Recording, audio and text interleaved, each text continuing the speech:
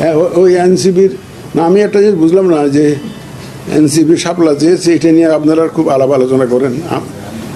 এই বিষয়ে আমার সিনিয়র সচিব মহোদয় বিস্তারিত ব্যাখ্যা করেছেন, আমি আর বেশি বেশি কথা বলতে চাই না।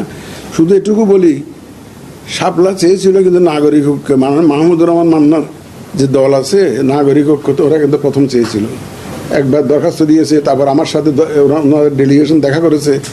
তখন আপনারা কোনো কিছু আলোচনা করেন, আলোচনায় তো আনেনি নাই যে শাপলা নিয়ে যে নাগরিক ঐক্য, এখন এত করে আলোচনা করতেছে না, আমি বুঝলাম না।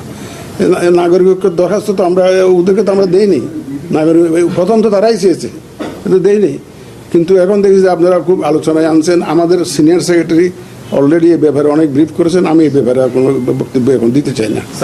নাগরিক ঐক্য রেজিস্টার্ড পার্টি, তাদের একটা প্রতীক আছে, কি জানি একটা প্রতীক আছে, কেটলি প্রতীক আছে।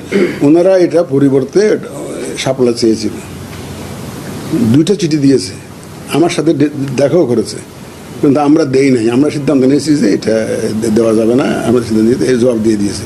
পরে না এনসিপি অ্যাপ্লাই করেছে, তারপর বাকিটা এনসিপিটা তো আপনারা জানেনি আর কি, এটা নিয়ে আমি বিস্তারিত ব্যাখ্যা করতে চাই না। এটা এনাদেরটা হচ্ছে সেকেন্ড অ্যাপ্লিকেশন আর কি, প্রথমটা নাগরিক ঐক্যের এখনো দেই নাই আমরা। এখন ব্যাখ্যা করবো না, অনেক আছে, এটা সব কিছু তো কারণ ব্যাখ্যা করতে হবে না। ইট ইস এ কমিশন ডিসিশন, কমিশন তো ডিসিশন নানাবিধ বিবেচনায় নিতে পারে। এখন আমি যদি প্রত্যেকটা ডিসিশন কারণ ব্যাখ্যা করতে যাই তাহলে তো মুশকিল আছে।